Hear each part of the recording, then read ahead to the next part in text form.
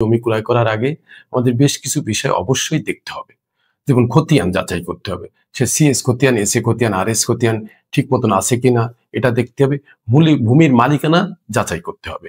যে ভূমির মালিকটা প্রকৃতপক্ষে সে আছে কিনা এটা তহসিল অফিসে যাই একটু যাচাই করে নিতে হবে।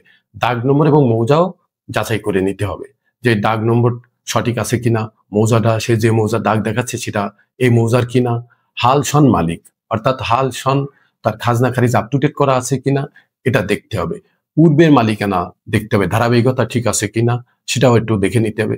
ক্রয় সূত্রে মালিক হলে দলিলটা যাচাই করতে হবে, দলিলটা ঠিক আছে কিনা এটা সম্পূর্ণ দেখেই আসলে জমিটা কিনতে হবে। আর একটা ব্যাপার দেখতে হবে যে জমিতে কোনো কেস আছে কিনা, কেসটা দেখেও আমাদের জমিটা ক্রয় করতে হবে।